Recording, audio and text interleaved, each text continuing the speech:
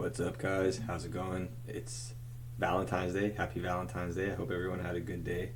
I didn't. I'm single again on Valentine's Day, so let's just get to the charts.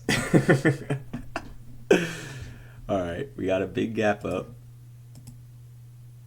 Today was a interesting day. I didn't trade, not because I thought it was gonna be a range, but because I had to do some stuff, which then I got to see it from a different perspective. Last time we had one of these days, I got shredded to bits, so pretty interesting. I noticed something. It was with the EMAs and how flat our indicators were. The bigger time frame indicator was extremely flat. That's the 45-minute. 50% of last week's range, we were right on top of it.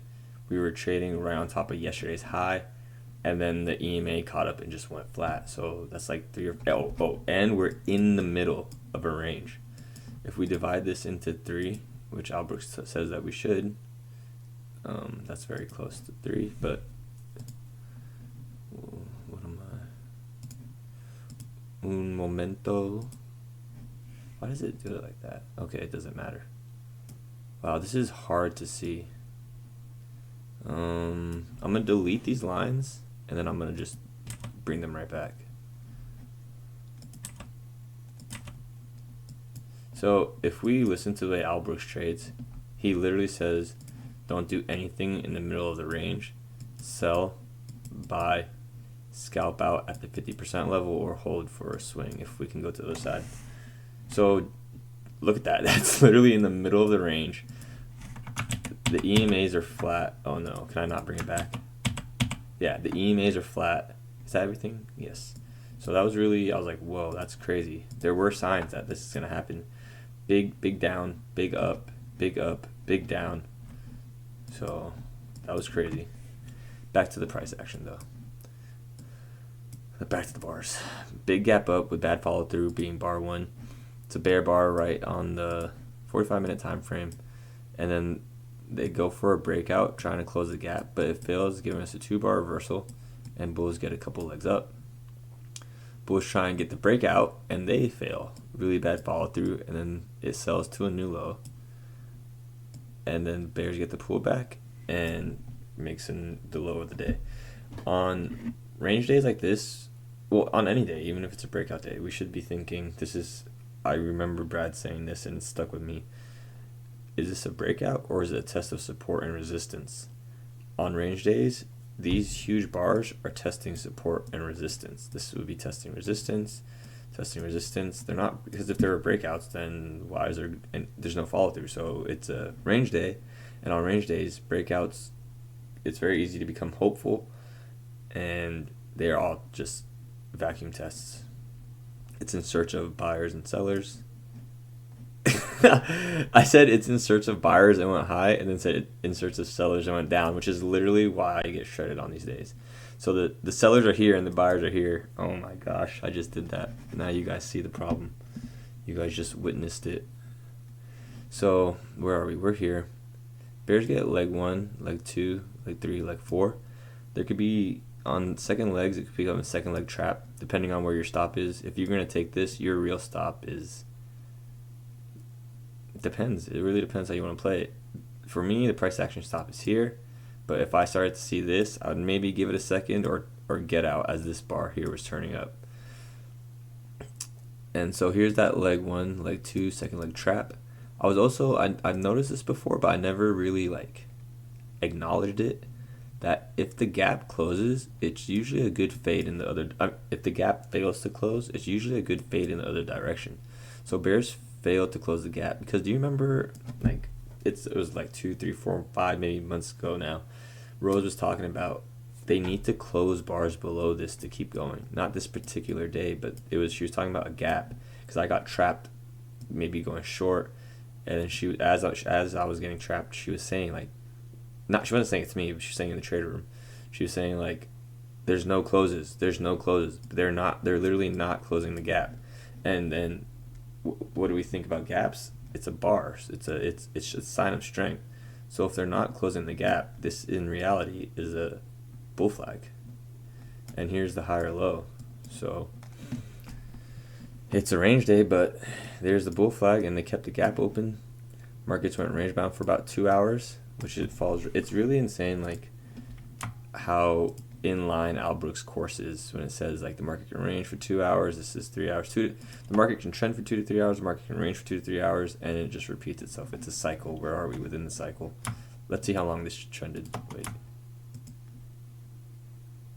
trended for 2 hours. See, and the day splits into three, so that's pretty crazy how like even it is if you think about it. This is big up, big down, range bound price action. When we have range bound price action, it's better to wait for 2-bar follow through instead of counting legs, but I still think it's okay to count micro legs. This is a micro channel. First break of a micro channel is a good fade back to the recent high here. In this kind of market, it'd be good to set limit orders here, here, and here. I'm probably going to go back and trade this with only limit orders because I need to get good on these days. So yeah, we got the higher low. Looks like a kind of a sort of a bull flag with a higher low. Gaps are staying open, and bulls actually get a new high at the end of the day, which is kind of rare. Well, yeah, that was the end of the day. So they broke out at 12:35. Really, really bad breakout, bad follow through. But we are trading in the upper half of last week's range now. So let me just go over the leg 1, leg 2 moves. Although I'm not a fan of doing that today because it's a limit order market and this is anti leg 1, leg 2 moves. I also don't trade the first 30 minutes of the day. I can't remember if I've said that before, but I can't even remember if I've been measuring. I gotta go back and watch the videos if I've been measuring first 30 minutes a day. I don't trade the first 30 minutes a day because it's usually a better fade. What I mean by that is, like, see this breakout, you can fade it. See this, you could fade it to the 50% level. You fade this, fade that, you make money. Strong breakout, fade it, you make money. Breakout, fade, you sell. I don't do that for the first 30 minutes a day. I just wait. And it's also nice because at 7 o'clock a.m. PST, Pacific, there's usually a news bar, so I can just easily avoid that and not have to deal with getting whipped out of my position or high volatility. Sometimes that news bar leads to, it's a breakout, wait for the follow through, and it's good for a few legs. I'm trading micros with wide stops now, so I don't mind. Just for like giggles, I could have a 50-point stop with one micro, and that's the equivalent of what I was doing with Emini. That's really good. So let me just go over the leg 2s before I get carried away here. I wanted to go over this one. That was met. That's so weird. You can go for the wicks. I mean, it's small. That was met. Opposite bar there, so that's the start of leg 2. Now let's take this as a fresh leg 2 because it broke out, and that was also met. I think this was a nicer leg 1, leg 2, a little bit bigger. Nice pullback. This pullback is the bull's trying to reverse, and it failed. A failure of a failure is a good trade. So this is the breakout. It failed, but then this failure failed, and it became a good trade, leg 2 move. That took me so long to get, and then I was just reading the blue book and it clicked. I was like, wait, a failure of failure is a continuation. It's like some weird jujitsu. So let me go right here because that's the opposite bar. The leg will end there. Leg 2 opposite bar at leg ends. Leg 3 opposite bar, and then we have a trend line break. So this is now another leg. You guys get that? See, we can go up to here because that's a steep trend line break. And it's not met though, so I think this would be the better play because you're filled quicker. Your stop would be, see, you could put your stop down here and you get stopped out, but in a strong tight channel, this entire price action is bullish, so realistically your stop should be around the low of the day with you either hitting out quickly or be willing to scale in lower and get out at break even. That only works on range days. If you're going to try that, practice it on the weekends. With fake money, try it with sim. I got caught in that, and you gotta be able to hit out fast enough. It's bad. So, cause I bought this, bought that, and then thought I could buy a little bit more here, a little bit more here, and I got messed up. So be careful. It works better on these days and scalp out if you do it. Don't get into a bigger position, please. I don't want you guys to be blowing up accounts. Learn from my mistakes. Save your money. Leg 1, leg 2. Breakout above the EMA. There's leg 1, leg 2 because of the opposite bar. However, we can do so. I'm doing leg counting 2 different ways right now. I'm showing the leg 1, leg 2 from an opposite bar perspective because that's the end of the thing, And then I'm also going from a trend line break. So bar 66 breaks the trend line, put it to the bottom of the pullback. Look, bar 72, we get a pullback. See, because that breaks the trend line. This bar broke this trend line.